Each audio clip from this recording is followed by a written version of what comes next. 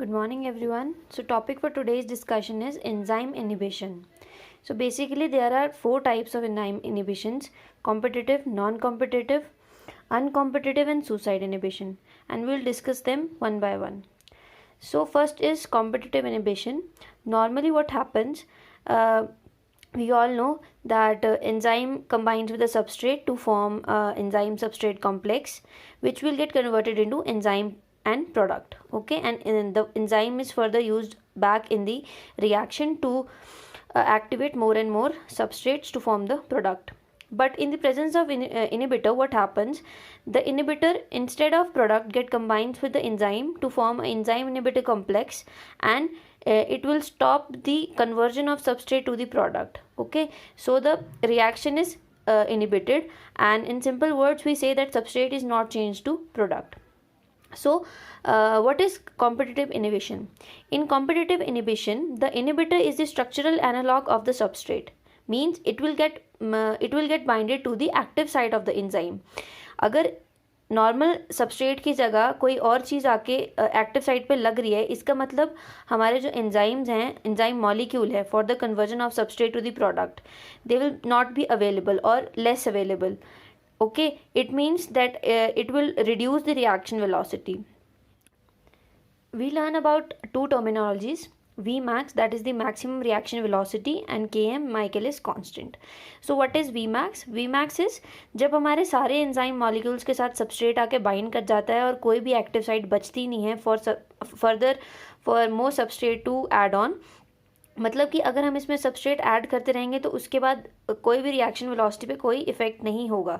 That is the V max. And what is K M? K M is the substrate concentration जिसके ऊपर हमारा V max है वो half अपनी range में होता है. Okay, so what is the effect of competitive inhibition to V max and K M? Reaction velocity का तो हमने देख लिया that it is reduced. Obviously inhibition है तो रिएक्शन वेलोसिटी कम हो जाएगी. बट वी मैक्स और के एम का क्या इफेक्ट होता है? वी मैक्स इज़ कि हमारा सबस्ट्रेट जो है वो उसके साथ आके बाइंड करता जाएगा. अब हमें पता है कि जो के एम होता है it defines the affinity of the substrate to the enzyme. मतलब एंजाइम कितना एफिनाइट है for the substrate, it is defined by K M. Okay, तो अगर हमारा इनिबिटर आके बाइंड करेगा with the enzyme instead of substrate, so क्या होगा कि जो हमारा इनिबिटर है वो एंजाइम के साथ बाइंड नहीं कर पा रहा है, तो ऑब्वियसली हमारी जो के एम है वो इंक्रीज कर जाएगी और जो हमारी वी मैक्स है वो अनचेंज रहेगी. Okay, one more thing about competitive inhibition that it is a reversible reaction. Means कि अगर हम एक्सेस ऑफ सबस्ट्रेट डालेंगे तो उसकी वजह से जो हमारा रिएक्शन वेलोसिटी है, उस इनिबिशन है, उसके ऊपर फ़र्क आएगा और it will be relieved. Okay, example है इसका जो कॉम्पिटिटिव इनिबिशन है, इसको हम ड्रग एक्शंस के लिए यूज़ करते हैं. एग्जाम्पल सल्फोनामाइड्स होते हैं, वो हम as an antibacterial use कर रहे हैं. क्यों? क्योंकि सल्फोनामाइड्स जो होते हैं it is the inhibitor of it is the structural analogue of PABA. Okay, जो हमारा कोई भी बैक्टीरिया होता है वो पाबा का यूज़ करता है for the formation of folic acid, and folic acid is use for the DNA replication.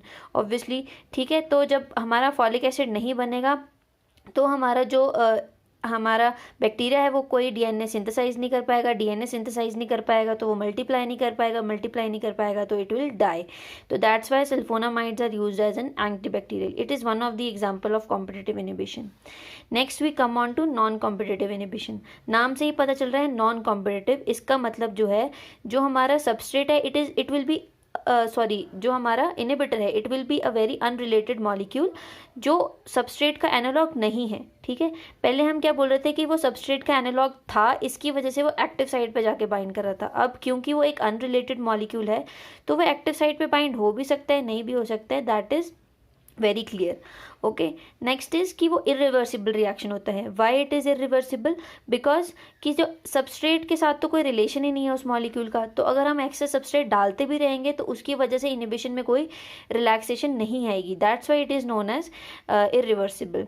Next is K M और वी मैक्स. ऑब्वियसली मैंने बोला कि पहले वाले में स्ट्रक्चरल एनालॉग था तो उसकी वजह से वो उसको बाइंड नहीं होने दे रहा था, तो फिर वो के एम को इंक्रीज कर रहा था. बट अब जो है वो स्ट्रक्चरल एनालॉग नहीं है तो के एम के ऊपर कोई इफेक्ट नहीं होगा. So K M will be same as that of the before the inhibition. Next is V max. Vmax जो होता है वो नॉन कॉम्पिटिटिव इनिबिशन में रिड्यूस होता है। अब एग्जांपल देख लें इसका, तो जो नॉन कॉम्पिटिटिव इनिबिशन है इसका हम टॉक्सिकोलॉजी में देखते हैं इफेक्ट। जैसे कि फ्लोराइड है, फ्लोराइड रिमूव कर देता है मैग्नीशियम और मैंगनीज को फ्रॉम इनोलेज, और इनोलेज जो होता है ये हमारे ग्लाइकोलाइसिस में यूज़ होता है। तो फ्लोराइड की प्रेजेंस की वजह से जो हमारा ग्लाइकोलाइसिस है दैट विल बी रिड्यूस्ड।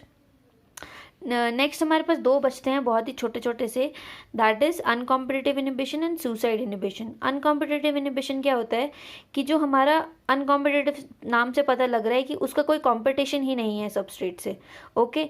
तो वो मतलब वो बाइंड नहीं करेगा एंजाइम के साथ, instead of it will get binded to the enzyme substrate complex, ठीक है। अब इसकी कोई एफिनिटी नहीं है एंजाइम की वजह से, एंजाइम के लिए, so it is known as uncompetitive inhibition.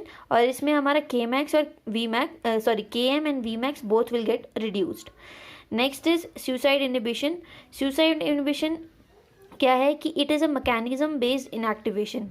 What will happen that जो हमारा एंजाइम है वो एक रिएक्शन को एक्टिवेट कर रहा है, ओके। तो उसी रिएक्शन में कोई एक ऐसा इंटरमीडिएट या कोई एक ऐसा एंड प्रोडक्ट बनेगा जो उसी एंजाइम को इनिबिट कर देगा, that is known as enzyme inhibition. So all in all, this was all about enzyme inhibition. In the next videos we will come up with glucose metabolism. तब तक के लिए study hard. All the very best. Bye bye.